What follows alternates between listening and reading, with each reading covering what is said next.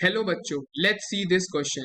For the reaction H2 plus I2 forming 2HI, the rate of disappearance of H2 is 1 into 10 to the power minus 4 mole per liter second inverse. The rate of appearance of HI will be option 1 1 into 10 to the power minus 4 mole per liter second inverse, option 2 0.5 into 10 to the power minus 4 mole per liter second inverse, option 3 2 into 10 to the power minus 4 mole per liter second inverse, and option 4 4 into 10 to the power minus 4 mole per liter second inverse. अब इस question को समझने के लिए सबसे पहले हमें एक इम्पॉर्टेंट की कॉन्सेप्ट को यहाँ पे समझना पड़ेगा. क्या कहता है यहाँ पे जो कॉन्सेप्ट लग रहा है वो हमारे पास लग रहा है individual rate of the reaction का concept.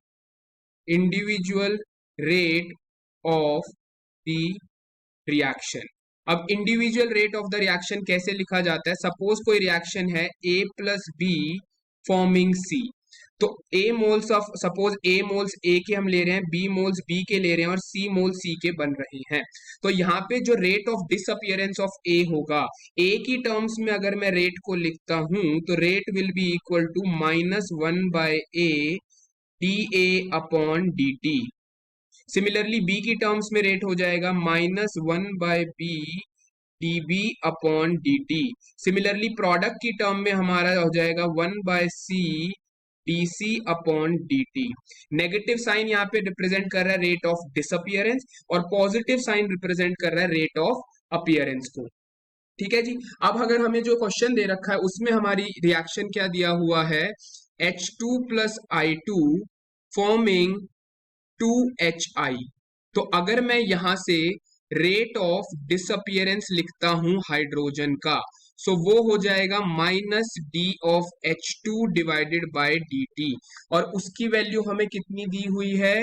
1 into 10 to the power -4 दी हुई है मोल पर लीटर सेकेंड इनवर्स के इक्वल. ठीक है. और अगर हम इसकी टर्म में अब रेट को लिखते हैं तो रेट क्या हो जाएगा? Rate will be equal to -d of H2 divided by dt. और अगर हम प्रोडक्ट की इसको हम आयोडीन की टर्म में लिखेंगे तो -di2 बाय dt हो जाएगा. सिमिलरली अगर मैं HI की टर्म में लिखूंगा तो वो हो जाएगा 1/2 dHI बाय dt. ये मेरा पूरा क्या है? रेट ऑफ डिसअपियरेंस है. तो अगर हमें यहाँ पे rate of appearance of HI निकालना है सो वो क्या हो जाएगा हमारे पास? Rate of appearance of HI जो होगा that is nothing but d of HI by dt. तो अगर मैं यहां से हमें ये टर्म निकाल के लानी है so it will be nothing but 2 into -d of H2 by dt.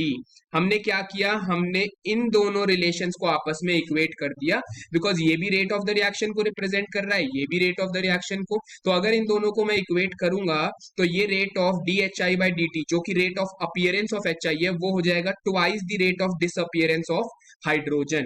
यानी वैल्यू क्या आ जाएगी? 2 into 10 to the power -4 mole litre inverse second inverse. Hence हमारा करेक्ट आंसर क्या हो जाएगा? Option 3 that is 2 into 10 to the power -4 mole per litre per second inverse. I hope you understood it well. All the best. Thank you.